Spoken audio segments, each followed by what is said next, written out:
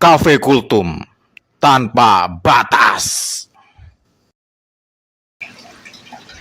Assalamualaikum warahmatullahi wabarakatuh. Waalaikumsalam warahmatullahi wabarakatuh. Apa kabar sahabat setia Cafe Kultum? Semoga sehat selalu dan dimudahkan rezekinya. Amin. Amin ya rabbal alamin. Alhamdulillah, hari ini saya ditemani kembali oleh Ustadz Bro Muji. Masya Allah. Mana bro? Sehat? Alhamdulillah. Alhamdulillah sehat. Alhamdulillah. Nggak usah pakai Ustadz, Aduh. bro aja. Siap. Bro Muji ini Ustadz yang sama saya udah kayak CS. Masya Allah. CS coy. Alhamdulillah Bro Muji bersedia untuk mengisi kembali di Cafe Kultum tanpa batas. Amin, amin. Langsung aja bro. Kadang gue ini kepikiran bro. Ya. Kalau pas lagi mau tidur ya kan, atau apa gitu kan. Kepikiran, ya Allah nanti kalau gua mati, Masya Allah. gua bawa bekal apaan ya Allah. Hidup gua lagi acak-acakan gini ya Masya kan. Allah. Sholat lagi telat-telat ya kan. Kadang masih sering lupa tidak tepat waktu. Iya, iya, iya. Kadang teringat gitu bro. Jadi apa ya, semacam ingat mati. Dan amalan apa yang harus saya bawa ini sebagai bekal ketika nanti dipanggil Allah Subhanahu wa taala. Masya Kan kita Allah. nggak tahu semua bro umurnya ya kan. Iya, iya, iya, iya. Bahkan kita tidak tahu sedetik kemudian ke depan itu yang akan terjadi apa. Iya, Bener nggak? betul, betul. Kira-kira gitu bro. Masya Allah, berat banget temanya ya. Asal coba aneh jawab ya. Siap. Bismillahirrahmanirrahim. Assalamualaikum warahmatullahi wabarakatuh. Waalaikumsalam warahmatullahi wabarakatuh. Bersyukur kepada Allah Subhanahu wa taala dengan mengucapkan alhamdulillahirabbil alamin atas segala nikmat yang telah Allah curahkan dan karuniakan kepada kita. Amin. Bersolawat dan salam tentunya tidak lupa kita haturkan kepada junjungan kita Nabi besar Muhammad sallallahu alaihi wasallam. Jujur pertanyaannya berat. Gua aja kadang mikirnya berat bro. Jadi ngeri-ngeri sedap, Masya Allah.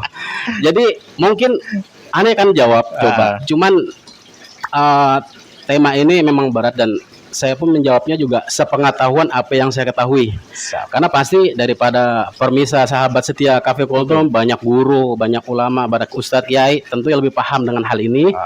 Mohon dikoreksi, mohon ditambahkan untuk bisa menambah ilmu dan wawasan buat kita. Jadi kita sharing nih ya. Betul bro. Bukan menjawab pertanyaan terus dapat solusi, kita sharing sama-sama Betul, belajar. Sama-sama Oke. belajar. Jadi berbicara tentang kematian, tentang amalia kematian itu sudah pasti bahwa kita setiap hidup Iya. sebagaimana Allah berfirman kullu nafsin dha'iqatul maut, bahwa semua yang hidup itu pasti akan mati. Tidak ada yang abadi ya. Tidak ada yang abadi.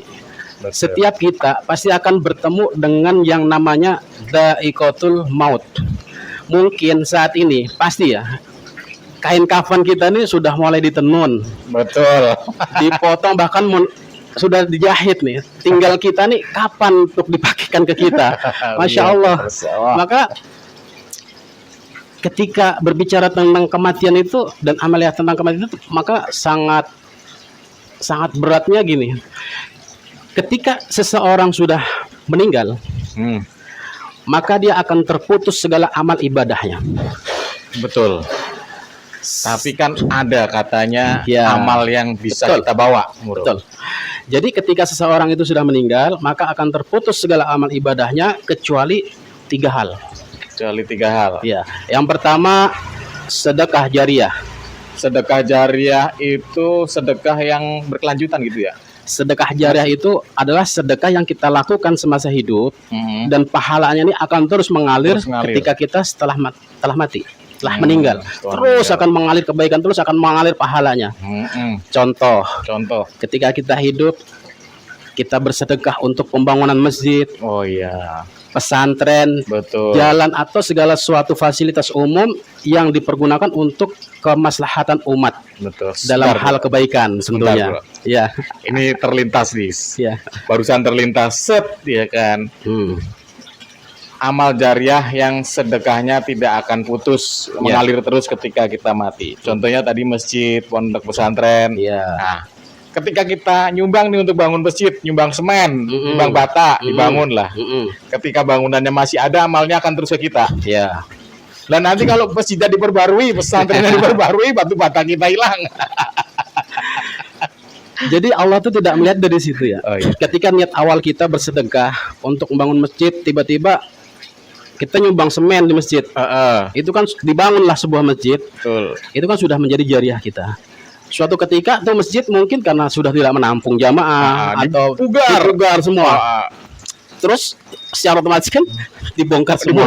Bahkan puing-puingnya itu mungkin hilang, dibuang. Nah, tapi itu tetap akan menjadi sedekah jariah karena emang di awalnya kita udah niatkan untuk bangun masjid itu. Oh, Seperti itu. Jadi jangan khawatir. Oh, kalau misalnya udah dibangun terus kebuang, keputus dong. Enggak kayak gitu konsepnya.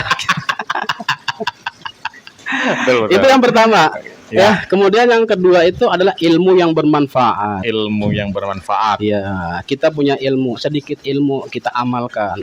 Ilmu bermanfaat itu ilmu syar'i, tentang ilmu agama atau ilmu-ilmu yang berkaitan tentang kehidupan sosial yang memang dipergunakan untuk kemaslahatan umat, tidak melanggar hukum, HAM dan sebagainya.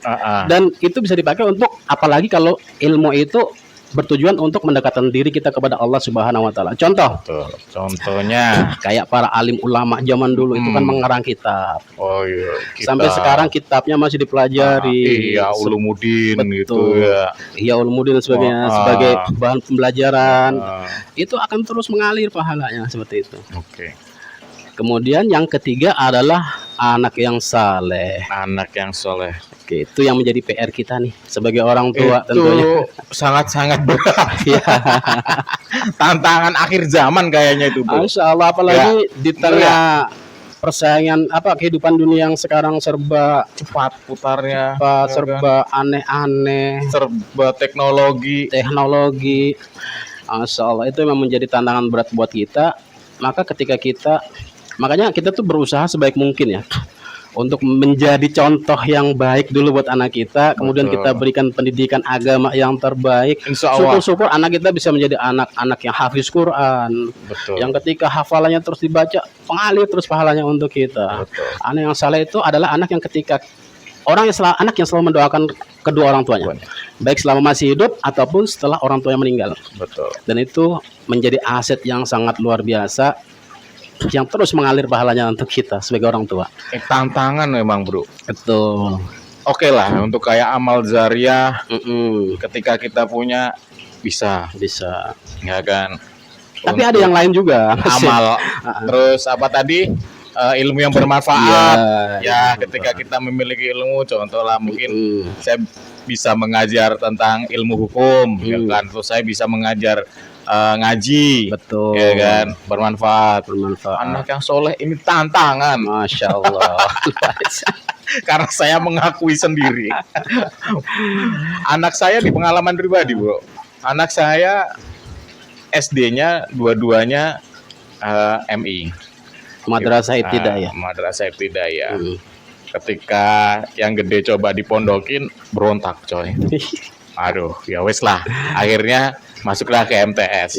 Ya, kita cuman bisa berharap semoga yang terbaik untuk dia. Betul. Itu doang. Berharap dan terus mendoakan. Mudah-mudahan nanti bisa menjadi anak yang lebih baik. Yang penting harus dicontohin nih sama kitab. Insya Allah saya contohin terus, ya kan. Nah, tapi tema ingat mati ini adalah suatu hal yang Masya Allah. Ketika orang ingat mati, bahkan dalam satu majelis.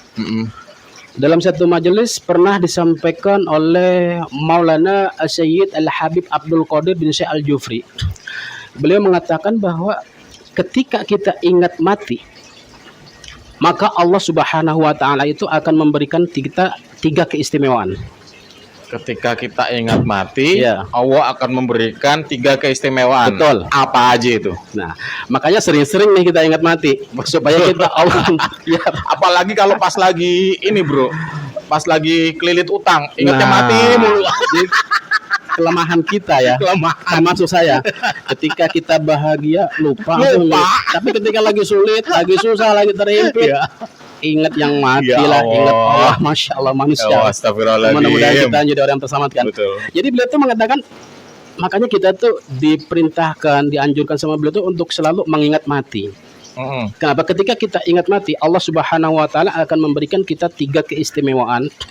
Dan yang pertama, ketika kita ingat mati, Allah Subhanahu wa taala akan memberikan kita ghirah, akan memberikan kita semangat untuk beribadah kepada Allah Subhanahu wa Giroh taala. itu semangat. Betul.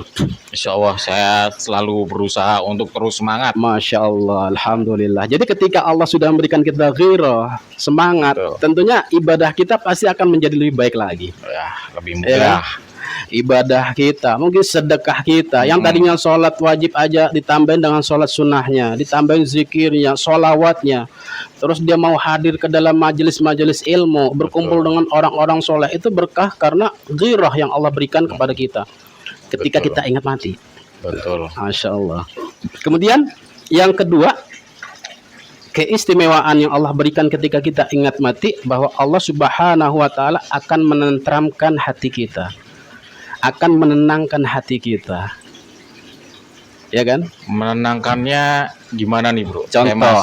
Saya masih agak bingung nih. Ya, Karena kadang kalau kita dalam kondisi sangat susah nih ya, betul. saya ya jujur saya mengakui saya usaha ya kan, bukan orang yang digaji Ya, ya kan, bisnismen lah ya. kagak juga sih Masya ya Allah. kan, bukan bisnismen juga, Ya, bukan orang yang digaji. Jadi kadang ada masa-masa itu sangat ya untuk melangkah aja berat gitu. oh gitu. Nah, terus memberi ketentramannya itu gimana bro? Baik. Jadi begini, ketika kita ingat mati, yang pertama tadi Allah berikan kita ghirah untuk beribadah. Ah, ah. Yang kedua, Allah tentramkan hati kita, tenangkan hati kita. Jadi ketika kita menghadapi problematika hidup di dunia, permasalahan-permasalahan, ketika Allah sudah kasih ketenangan di hati kita, maka secara otomatis pikiran kita ini akan berjalan ya, akan encer lah kalau boleh dibilang otak kita. Betul. Jadi solusi-solusi untuk menyelesaikan permasalahan itu pasti akan ketemu karena di hati kita ada Allah. Betul sekali. Seperti itu, Bro. Berpasrah kurang lebihnya. diri gitulah ya. Kita serahkan Berpasrah semua diri, urusan kepada menyerahkan Allah. semua urusan kepada Allah. Iya, betul. Dan sambil berdoa minta jalan keluar ya Allah. Iya. Dan yang ketiga, Allah Subhanahu wa taala akan memberikan kemenangan yang nyata. Kemenangan yang nyata itu bukan kemenangan di dunia, tapi kelak kemenangan ketika kita di akhirat. Kemenangan kelak ketika di Seperti akhirat. itu. Makanya sering-sering kita ingat mati, mau sabah diri, kan saya juga sama ya, kita belajar gitu kan. Kadang iman kita ini kan naik turun banget. lebih sering turunnya Apalagi daripada saya. naiknya ya kan. Apalagi saya yang masih dalam tahap-tahap belajar ya kan. Iya. Saya masih ya alhamdulillah, tadinya ya saya bukan sombong nih sahabat setia ya, bukan sombong. Ya. Dari tadi baca Qur'annya itu kalau naik motor itu ibarat gigi satu, berebat-berebet. Alhamdulillah sekarang gigi 4 lah. Masya Allah. Ya, lah. Allah. Tapi memang bro, bener. Situ ngomong bener, naik turun coy.